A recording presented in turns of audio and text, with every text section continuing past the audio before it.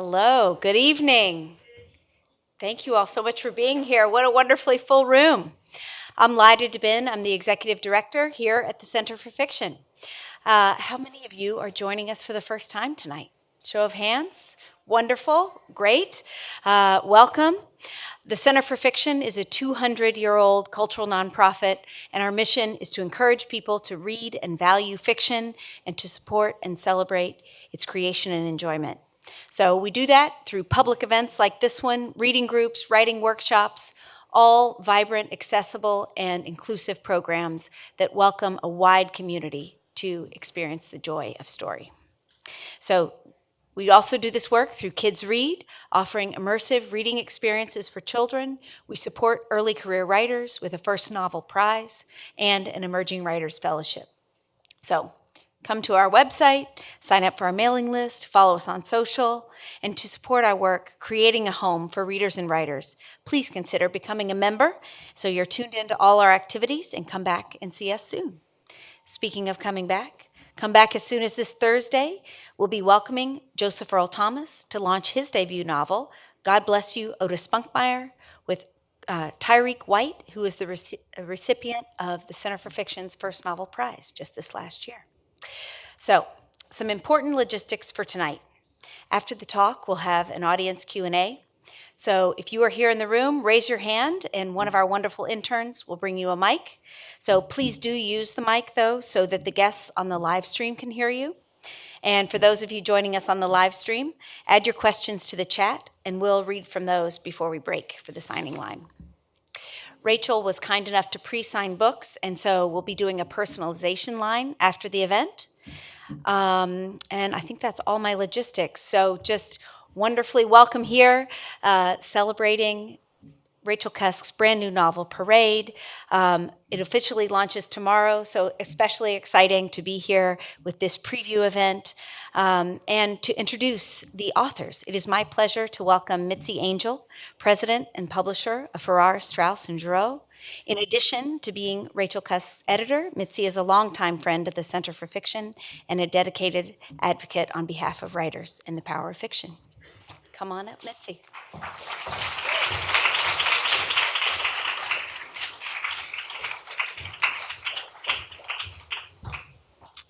Hello, everyone.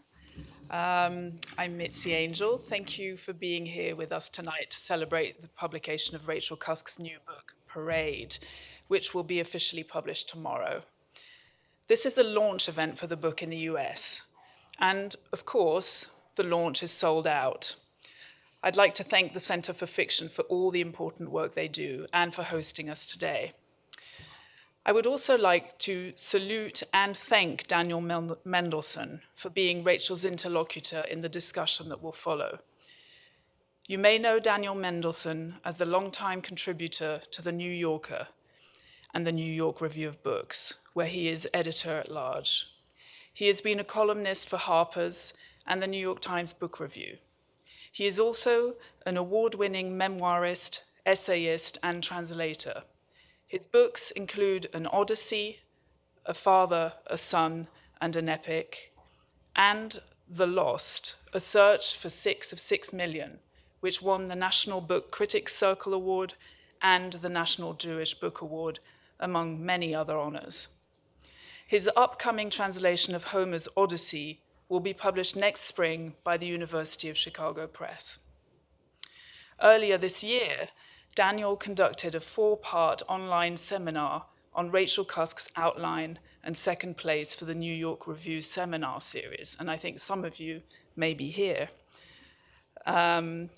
Rachel is the author of Second Place, the Outline Trilogy, the memoirs A Life's Work and Aftermath, and several other works of fiction and non-fiction. She is a Guggenheim Fellow and she lives in Paris. A central part of the pleasure of being Rachel's publisher is that when a new book from her arrives, one knows it's going to be new. That's to say, it's going to find new ways to speak, new ways to observe. Rachel is an artist. She goes new places. She writes new language. Her work is different from everybody else's, And I suppose you could add that her work is each time different from her own as she moves forward. I think Parade is Rachel Cusk's most exhilarating book. It's wise and playful and serious and smart. It seeks the truth of things with a new kind of intensity. I look forward to hearing more from Rachel and Daniel. Thank you.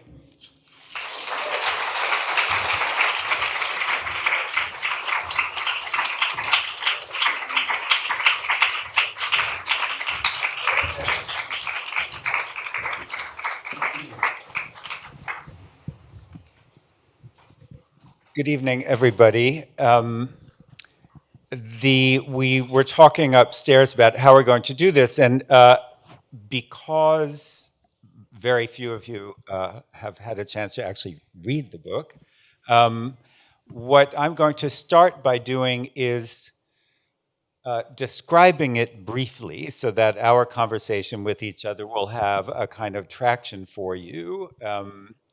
And to my mind, as Mitzi was just saying, with Rachel's work, I think I'm probably not alone in saying that the first time I read a novel by Rachel Cusk, I had a feeling, which I've only had with a few other authors in my own lifetime, of thinking that I had never read anything like this before, and that it was a kind of revolution experience for me as a reader. And that is one of the, and then what Mitzi further said, that each Rachel Cusk novel sort of both expands on and sort of morphs out of the previous one in a very interesting way. So those of you who will read Parade will certainly recognize the familiar themes, the meaning and limits of narrative in the novel, the role of subjectivity in narrative and, in fact, in life, the difference between female and male experience, the way that male experience impinges on female experience in different ways, and the ways that those differences between male and female experience affect the creative possibilities of both men and women, motherhood and creativity, I think both literal and metaphorical, the nature of art and its relation to experience. These are all roiling throughout Rachel's work from the very beginning. I will say, so I was having dinner with Rachel and Mitzi, some other people, I don't know when it was, about 5 months ago, 4 months ago, and Mitzi handed me the galley proofs of Parade, and I can say that I think this novel represents a kind of a quantum leap within Rachel's work, in that it brings, I think, extraordinary new levels of complexity and thematic and structural density to the questions that she's always been posing. And I do think it is a masterpiece, and anybody out there who's familiar with my criticism will know that that is not a word that I toss around lightly. So it's a particular pleasure for me to be able to talk about this extraordinary new work tonight. So the novel, there was, I'm sure many of you saw the excerpt in the New Yorker that ran. The novel treats a number of artists of different kinds, all of whom are known by the letter G. And I thought I would just quickly sort of rehearse who the different Gs are in order to give you a sense of what some of the preoccupations of the novel are and how Rachel goes about dealing with them. So I'm going to quickly do that, and then Rachel's going to do a short reading, and then we'll get into questions. I wrote so many questions. We're not ever going to get to them, but I was so stimulated by this book that I felt I was happily in graduate school again. So the first G is a renowned living male painter who, as the novel opens, has started a new phase in his career by painting things upside down because, quote, he could find no other way to make sense of his time and place in history. Then he is the subject of the novel's first chapter, which is called The Stuntmen, and we'll get to that in a minute, what that word means. And it twines the story of this painter's upside down artwork, and particularly the artist's portraits of his wife, which are increasingly hostile and make her ugly. With the experiences of a nameless female narrator who is the victim of a random act of violence in the street one day.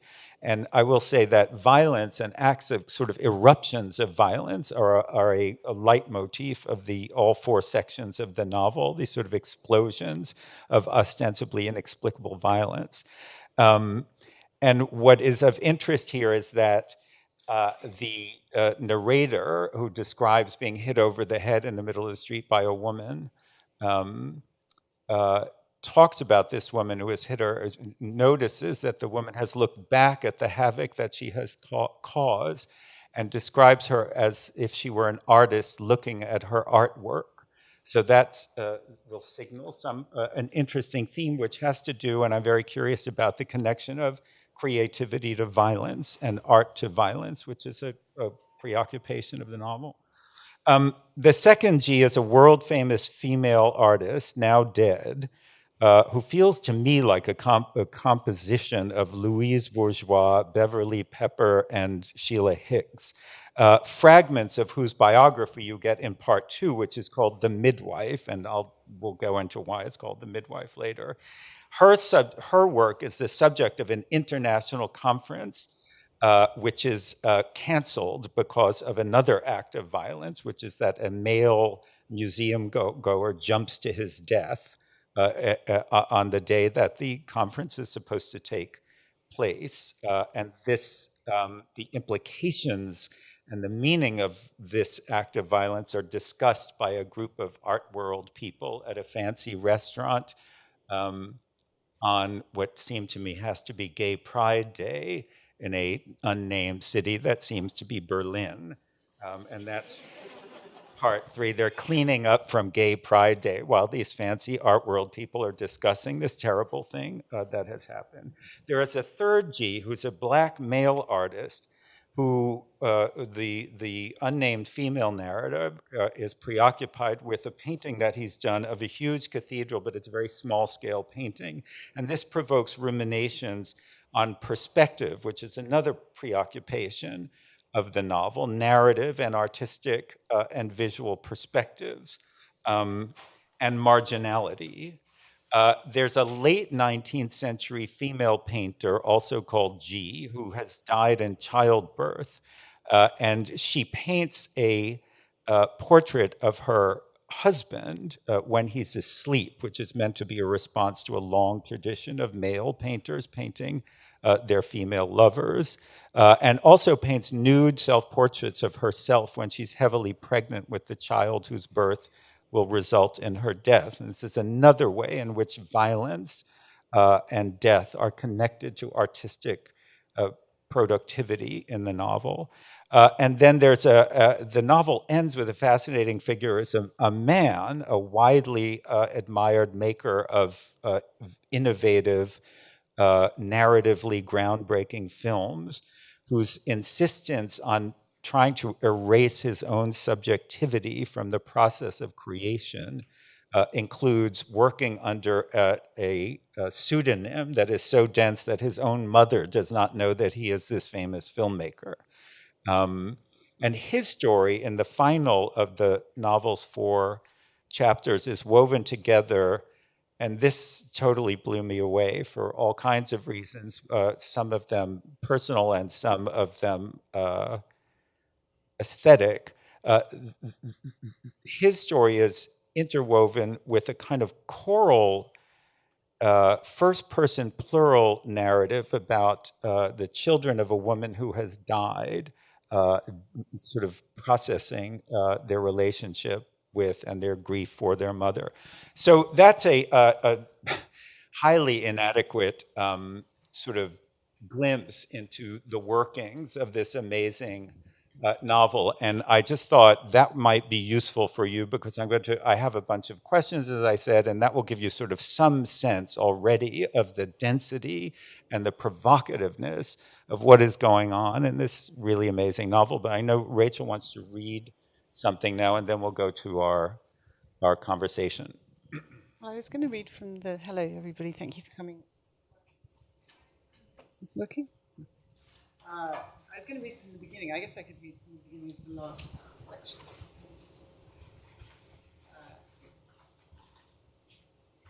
Yeah, I think this is so maybe if everyone's read, more people have read the stuntman that was in the New Yorker. So this is the beginning of the last section called The Spy. Not long ago, our mother died, or at least her body did. The rest of her remained obstinately alive. She took a considerable time to die and outlasted the nurse's predictions by many days, so that those of us who had been summoned to her bedside had to depart again and return to our lives. No one cried at her death, though among the congregation at the funeral there were some outbursts of shocked weeping, as though at the sight of death being surprised in the act of stealing from life. It was the entrance of the coffin, rather than the death itself, that constituted the violence of this act. The coffin was shocking, and this must always be the case, whether or not one disliked being confined to the facts as much as our mother had. The body inside the coffin was entirely factual. She had never seemed to take much notice of her body. It had been her vehicle, that was all. But its authority, it turned out, had been absolute. For a while afterward, there was a feeling of lightness, a feeling almost of freedom. The violence of death had the appearance of a strange generosity. A capital sum had been returned to the living. We, on the side of life, had been in some way increased. But in fact, an unease remained which grew, and which was our mother's impenetrable bequest to us. There ought to have been a feeling not of freedom, but of loss. If there was loss, then it was of something we had never had. We were free simply from the conundrum of this double loss. It was noted that at the funeral we had remained unmoved. It was a day of extreme, almost frightening heat, like the day of Meursault's mother's funeral at the beginning of Camus' L'Étrangère. Meursault's own seeming indifference that day was also noted. It later became a central piece of evidence in his trial and conviction as a heartless killer. Was our indifference likewise a philosophical refutation of the social contract?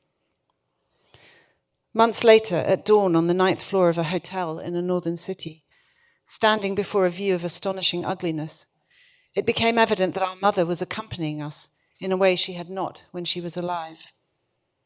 Far below, people scurried across the concrete spaces in the cold grey morning. A violent wind was blowing. It shook the power lines and the leafless trees. It rattled the hoardings outside the shop fronts. It upended the litter bins and sent their contents whirling madly into the air.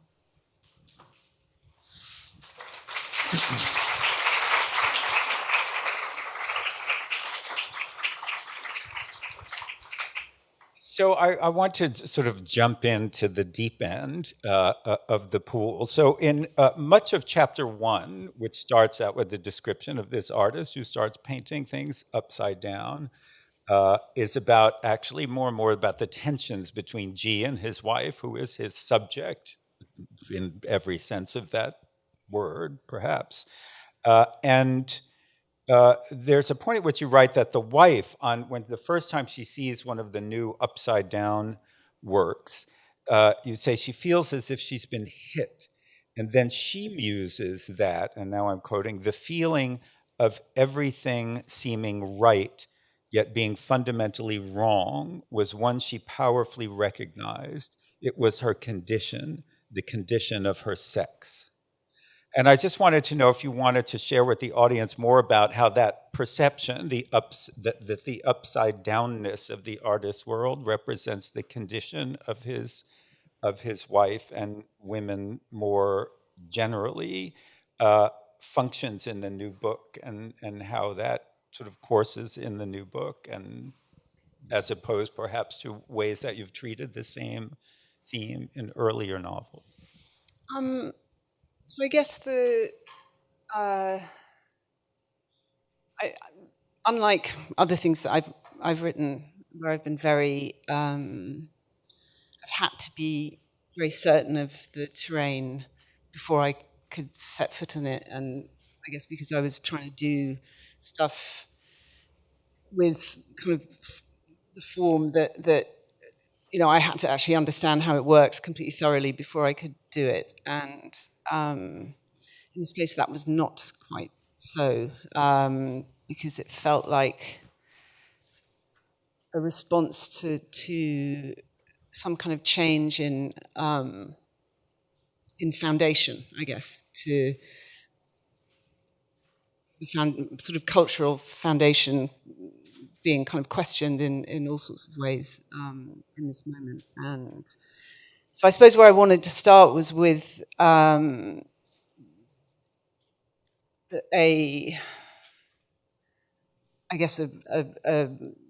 fairly standard figure in the history of art, which is the male egotistical painter, and the woman's position in relationship to that painter, and I guess the position of women in painting generally, which I've become more and more interested in, the masculine and the feminine in visual art, as I suppose I don't feel that those politics show up in quite the same way in language and literature. So this sort of idea of except that, I mean, I think one of the points that's made in The Stuntman is there is a tradition in literature of kind of male, not co-opting of female experience, but encompassing of female experience, often very successfully. But in this case, the relationship of the female to the male painter seemed, violent in a particular way. And I guess what the book was trying to do was is show not a progression exactly, but a kind of breaking down of that male authority, which I suppose in the figure of this painter, because he, and I'm very hesitant to sort of say who this painter is based on, because when the New Yorker published this thing, they were very frightened they were going to be sued, or I was going to be sued, but I don't think that's the case. Anyway, this particular painter, who is a known artist, the reason I was interested in him is that he resisted abstraction, because he felt that the moment of history into which he'd been born he had a duty to it. He had to serve that subject in some way, and the horror of his, the history of his country that he knew some of in his youth, and so that retaining of links to reality, I almost see that as a sort of fatal flaw, because that seemed almost a kind of female obligation, and so almost he was because his wife is not his muse. This flaw of his, this feeling of obligation, sort of invites her into his work, and anyway, it seemed to me that was a kind of crack in the history that then one could see. A female authority, I suppose, being kind of born out of that situation. So I want to come, already going off script, I want to come back to something you just said about the way that you sort of were situating the novel in a kind of upside downness, and you sort of alluded to the state of the world, and could you talk more about that? I mean, there seems to be, you've made a big upheaval in your life in the past few years, and I'm wondering to what extent that contributed to your sort of interest in the upside downness of things, sort of more generally, as a sort of certain kind of person perceives that right now. Maybe it qualified me to speak about it in a way, or to find a language for it, possibly because I moved from a country where everyone spoke English to a country where people didn't speak English, and so that made me think a lot about English. But I think more generally, the feeling of things being called into question. And I would include writing literary novels. You know, what are they? What are they for? It's kind of a question you have to ask yourself before you add another one to the world. I think I felt a qualification because of phases of living, and my work is always a response to phases of living and what I kind of notice about them. And this feeling of, I suppose, sort of some fundamental changes in the notion of authority, and some things that people who are used to exercising entitlement, I suppose, certain privileges of expression, do not like the basis of that to be questioned, and yet the moral necessity for questioning them is absolutely on the side of the questioners. And so I wanted to question it. I wanted to question myself. I wanted to question what I was actually doing.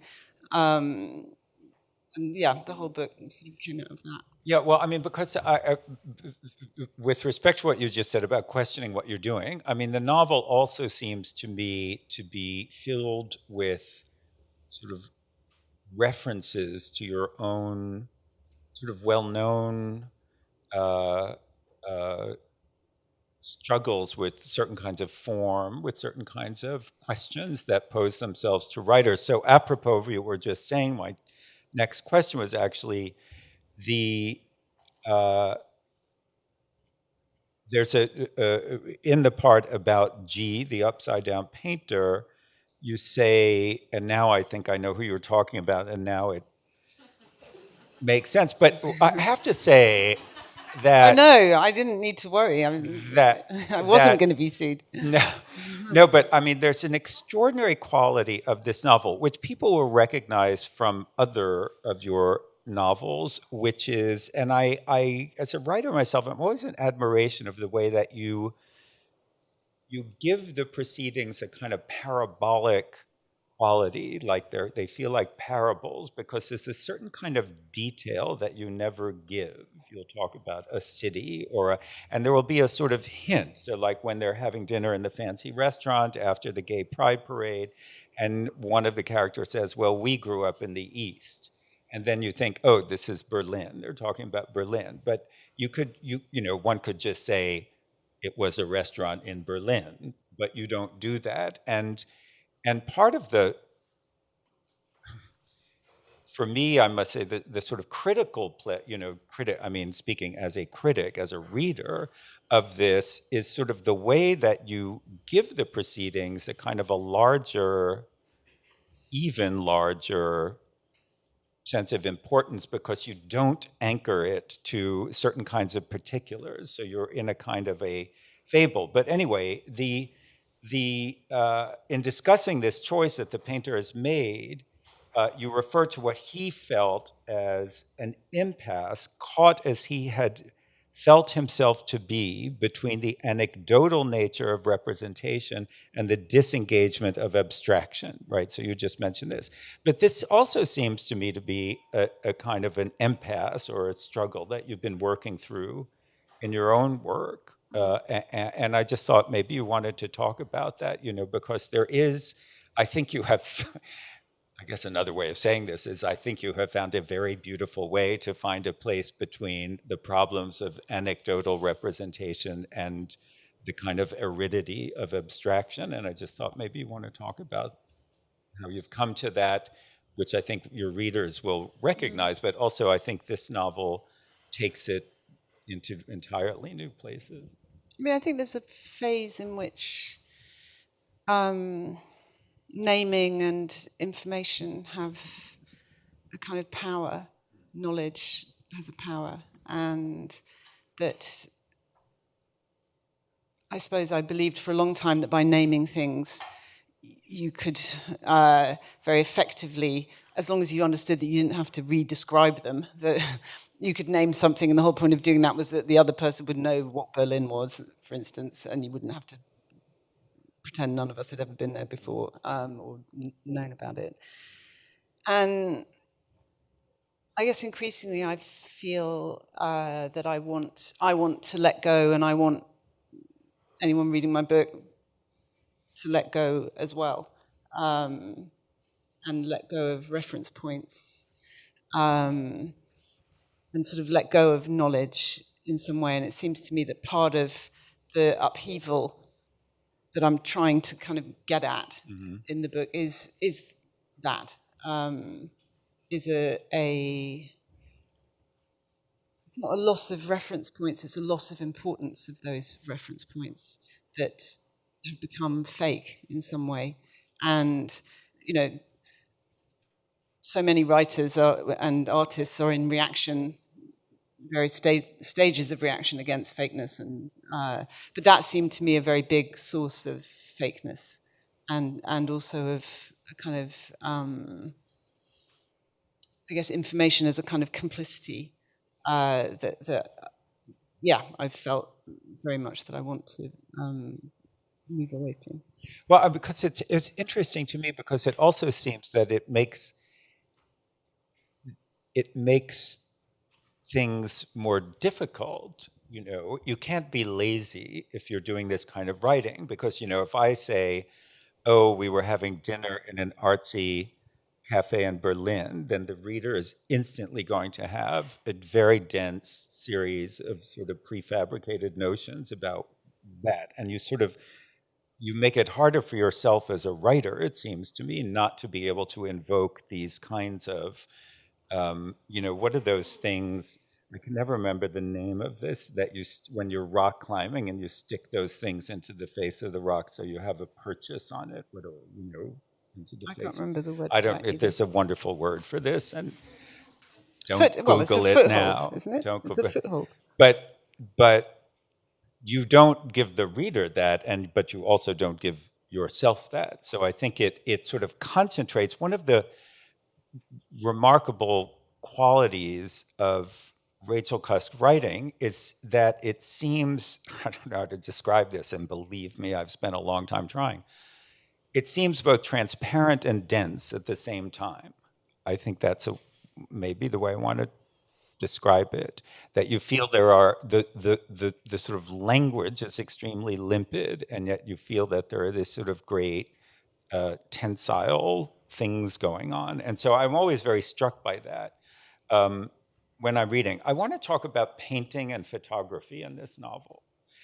So a lot of the novel, as you can tell just from the quickie description I gave, is very preoccupied with, as all of your work has been, with really sort of tortured and deeply engaged questions about representation. Who gets to represent? How does representation happen? How does male representation and the history of males representing affect female representation? And a sort of interesting way that this novel works towards that is by talking about artists, obviously, particularly visual artists, people who are representing things pictorially. Uh, and most of them are painters, as I just described. Although photography plays a kind of really interesting role, I thought, in this book. So we first learned that G, the upside down painter, later admits that he had to use photographs. You know, there's a great question about, well, did he just paint things right side up and then turn the canvas over and sign it in the corner and made it look, or was he actually sort of trying to paint upside down? And interestingly enough, people sort of secretly go to the wife to find out, which I thought was a kind of a great moment. And then it evolves that he used photographs. And then the character called G, who's the now dead but very famous, the one I keep thinking is Beverly Pepper and Louise Bourgeois, her husband, in a kind of aggressive way, took photographs of their daughter and hung them all over the house. And there seems to be symbolic confrontation between painting and photography. I may be overreading here, but it seemed like there's something super interesting going on there, and I just thought maybe you wanted to say something about it. Well, I mean, the first thing, which is about what the lives of the artists are being used for, and the starting point for that, I guess, was Vasari, Lives of the Artists. So this is Renaissance. Vasari, who was a minor Renaissance painter, felt the need to tell us who these people were, to personalize, I guess, in this era where suddenly you were no longer an artisan, you were an artist, a creating individual. And so it seemed to Vasari that he should write about who, Raphael's life. And that stopped there. and in fact, it seemed to me that the history of art and art criticism created almost a taboo against any kind of biographical, rather, or personal interpretation of a visual work, to the point that the image becomes almost sealed, that the life behind the image, in ways that, again, I'm waiting for those to be unpicked, as they've been in literary culture.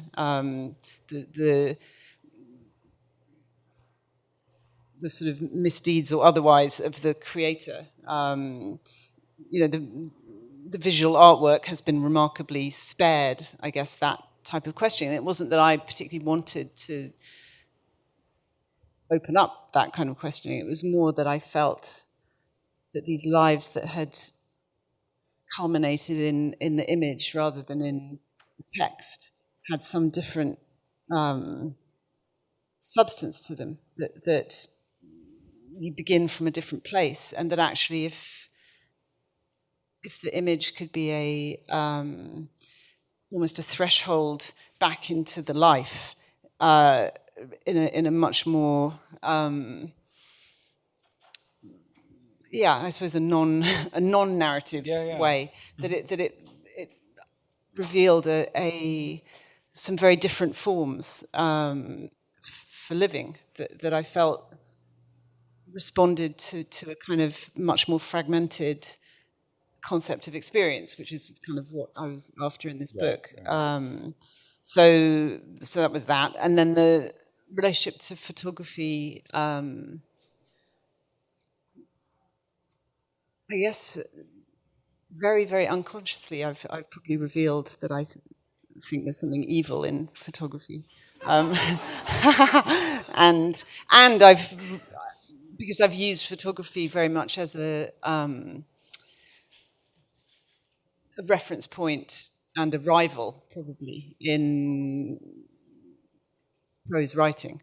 How does a photograph operate? It has to present all its information on its surface, and can a text be like that? And so I see photography very much as this rather, I don't know, kind of dubious circulating character. No, well, that came through, but I thought it was fascinating. Well, because it also seemed to me that, because I think a kind of hero, maybe, of the novel is this filmmaker who's doing something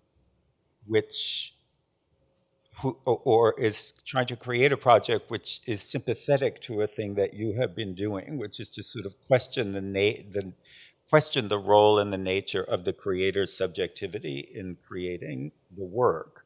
And he's also using photography, which, after all, film is. But his work stands in contrast to this sort of very disturbing kind of the photographs, for example, of G's husband, of the child, which seems to me to be part of a discourse in the novel about appearances in some way that I thought was very stimulating. I want to talk about the stuntman, the title of part one is The Stuntman, and the Stuntman is the name that the female narrator who is knocked over the head in the middle of the street uses to sort of try to describe a certain part of her existence.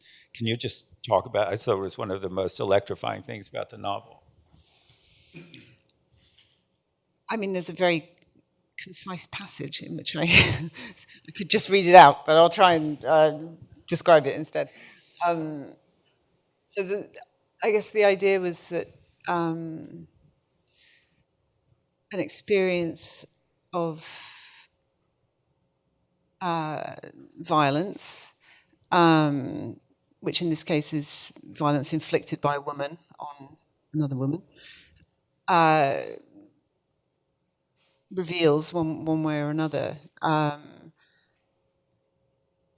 associations with other very female-specific types of violence that are both biologically determined and dissociated from in order to pursue contemporary female destiny. So, and I guess, I mean, I've written a lot about how motherhood and other things kind of function in a compartmentalized, the effort of compartmentalization essentially being, actually not something that I've necessarily got distressed about. I think it's like a really interesting thing for a human to be compartmentalized. That seems, to have possibilities of power in it. The thing that I suppose I hadn't worked out was I suppose the idea of a false self, that these types of female suffering and violence, and which childbirth being an example, are kind of stored separately from character and sort of suppressed, I suppose, not denied, but it's as if they've happened to somebody else. And the person who then has to function highly in the world has these savage, sometimes animal experiences that can have no correspondence. And indeed, to the point of being, the analogy I make is like the stuntman in the film who does the really violent things that the actor can't possibly do because he's too complicated and is trying to be a very good actor. So that job of bearing the physical experience is given to somebody else. And so my idea was that perhaps we each have our own stuntman that becomes a figure out in the world, I guess, more of an actual person in this. Yeah. No, I just thought it was absolutely fascinating because you talk in the passage, which you just referred to. You talk about this way in which the way this woman conceives of the stuntman is somehow a repository of sort of female physicality, the violent physicality to which the female body is subject potentially, as sort of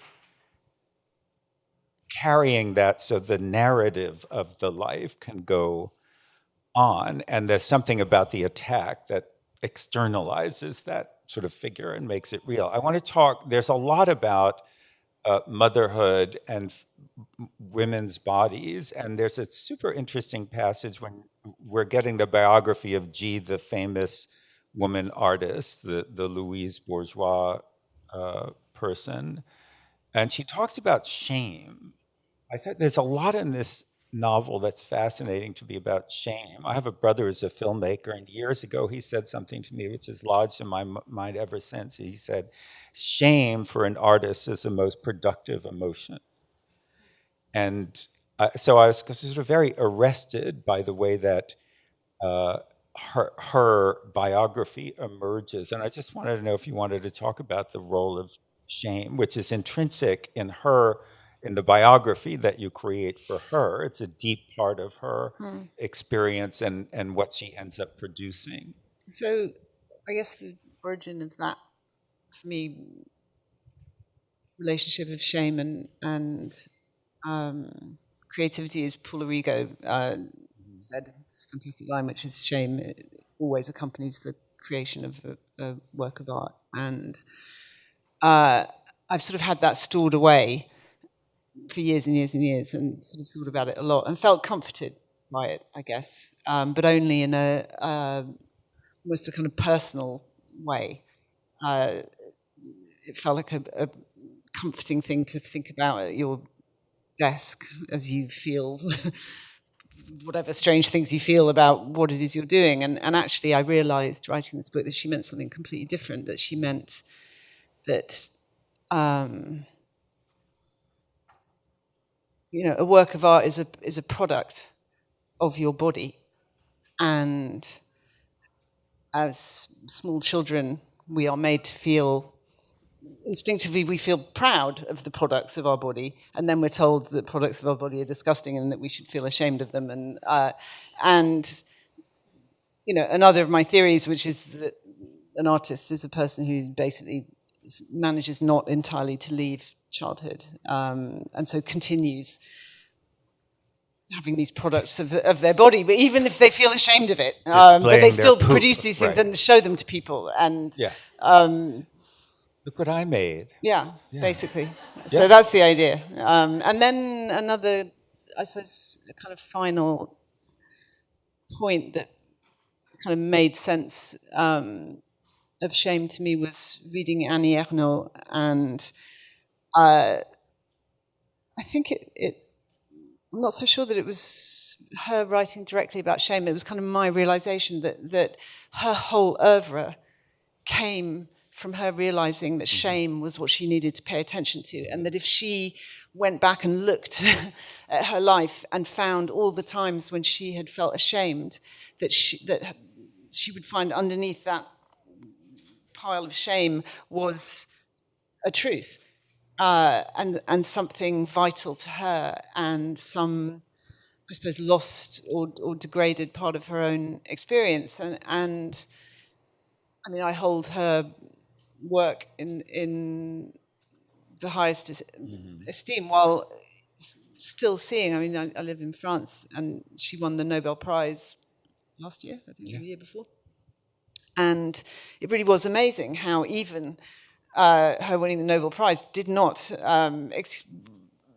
save her from the newspaper column saying, so the Nobel Prize Committee have finally been proved to be clinically insane because they have given Annie Ernaux this prize. And this sort of disgust at her.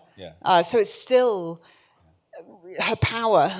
It's still frightening to people, and it seems very, very connected with this question of female shame specifically. But I mean, I thought, it occurred to me that because the trajectory of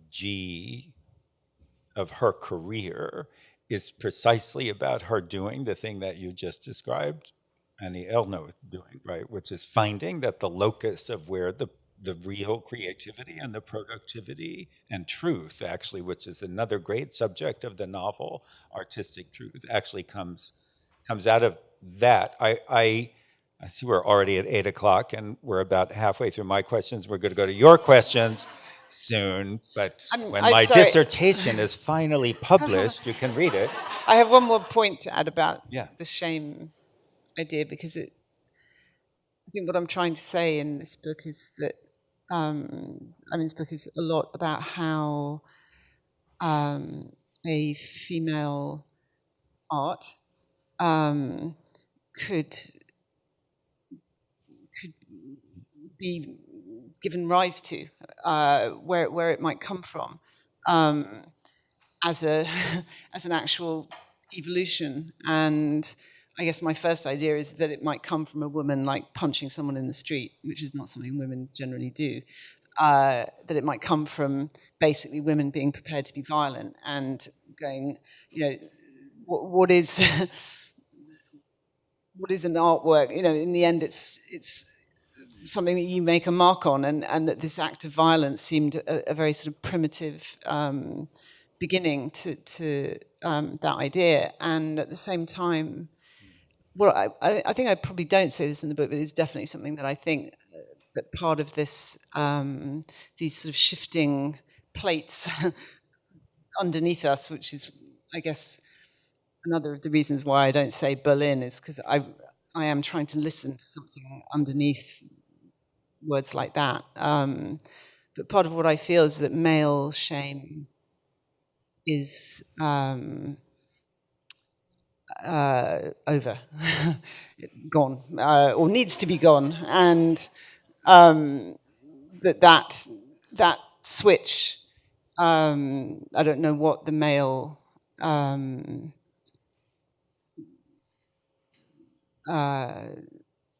duty is, what the male creator needs to serve, but that field of shame needs to be absolutely left by men, and so that women can work stuff out there. I just want to quickly ask one final question, which is connected to this, and it's just in the after the interrupted art show dinner, someone makes an observation I just thought was so electrifying. I had to ask you about it. And he says, "We have ceased in our age to take pain all that seriously. We have come to value psychological trauma more highly." And I thought, because so much of the book is about bodies and body shame and creativity and violence to bodies and all that, and it was so interesting to sort of talk about physical pain, this person's observation that we're not interested in physical pain, or we don't take it seriously. And I just wondered if you wanted to say a few words about that. Because, I mean, it certainly does seem true that we value psychological trauma much more highly, and I was fascinated by that. In some people we do, not in everybody. I mean, there's a very, very long answer to that question, but maybe one aspect of it is a feeling of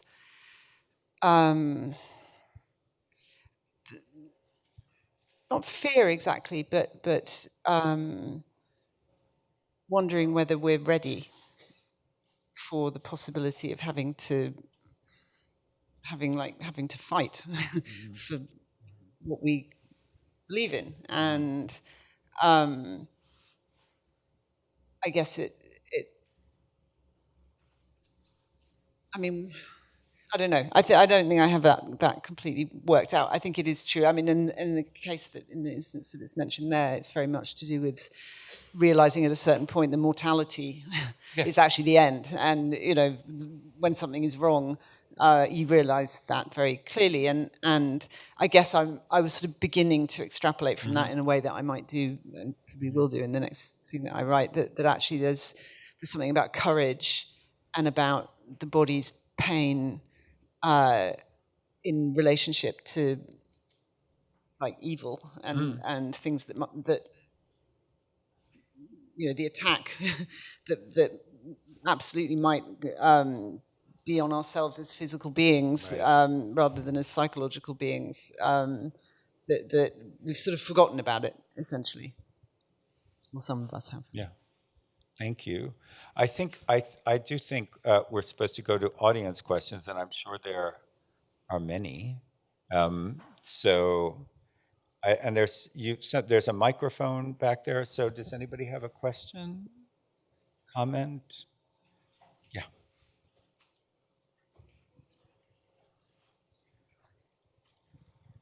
Hi, thank you so much for taking time to speak with us today.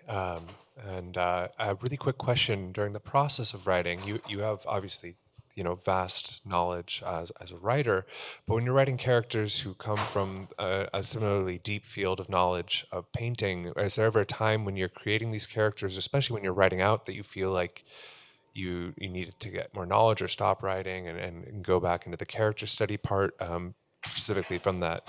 Sorry, disciplinary. I can't concentrate on what you're saying. And possibly I can't hear you. Is your microphone working? Is it working now? Oh, there you go. Yeah. Okay, I'll speak a little more loudly. I apologize. Sorry. The question, really briefly, the discipline of painting, how much did you feel like you needed to engage with specialist knowledge from within that field to develop and portray your characters? Yeah, I mean that's something nobody has asked me, which I think is really interesting, and it's something I think about all the time. And I guess because I obviously I know what true writing about art looks like, and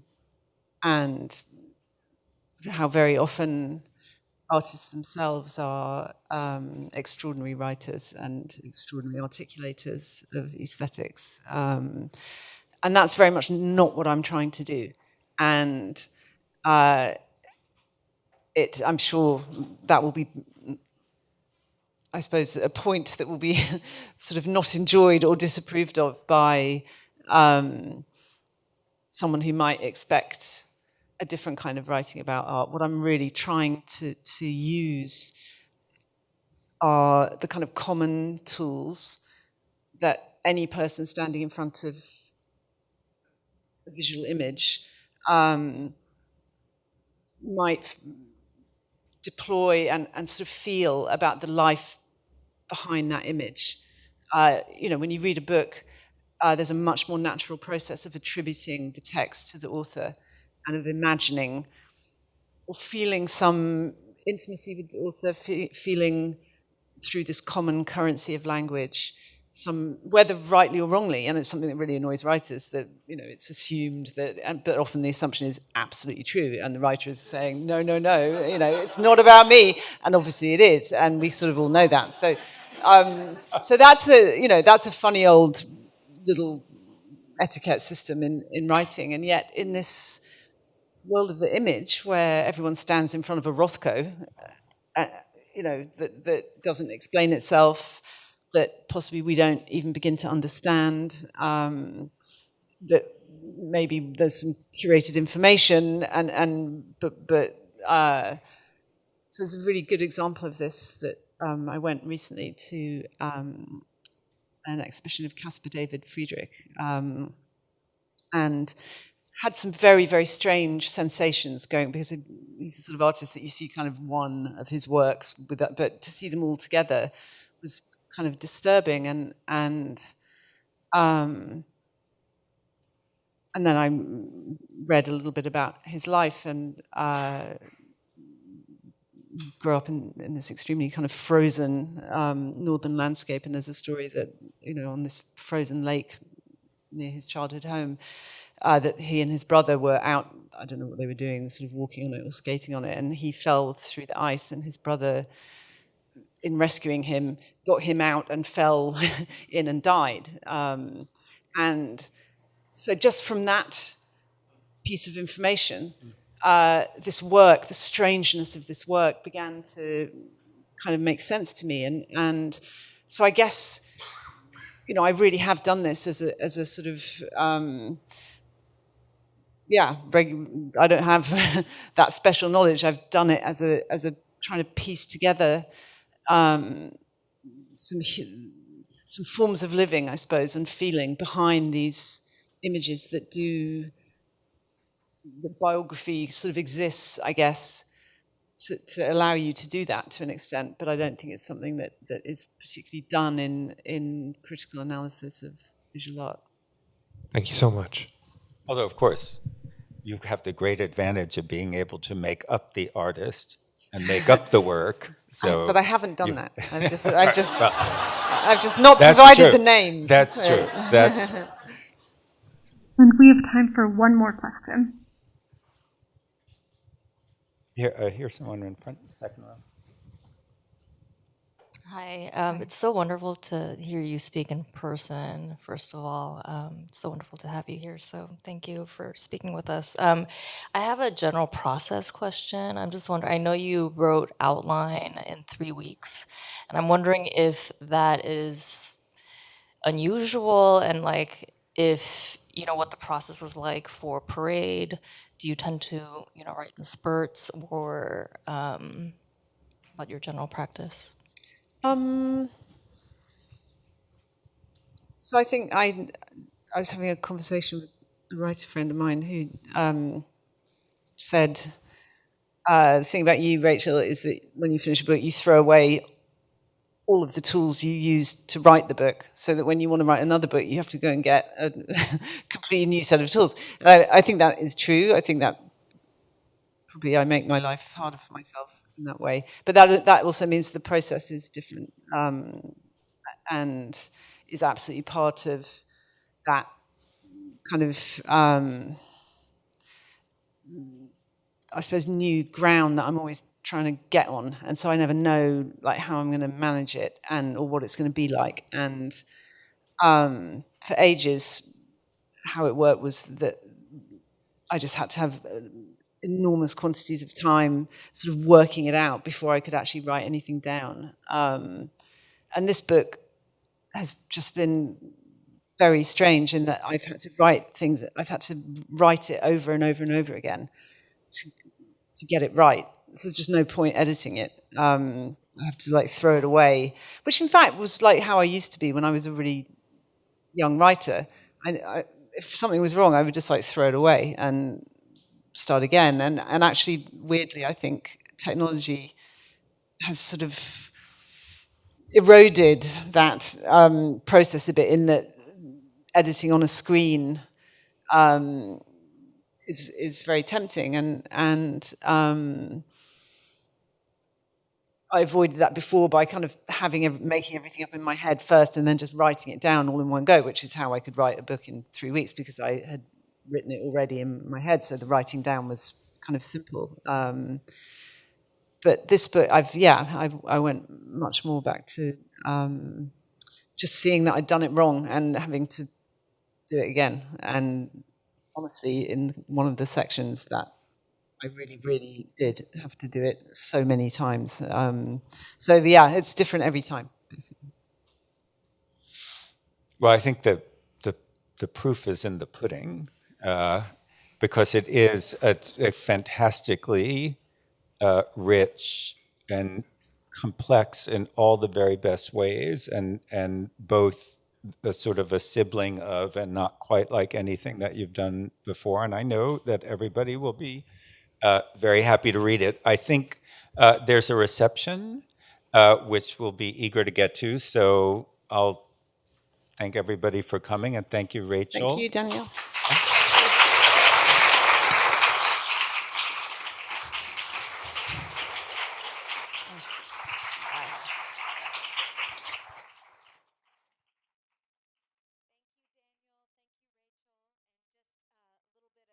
How we're going to get to the reception.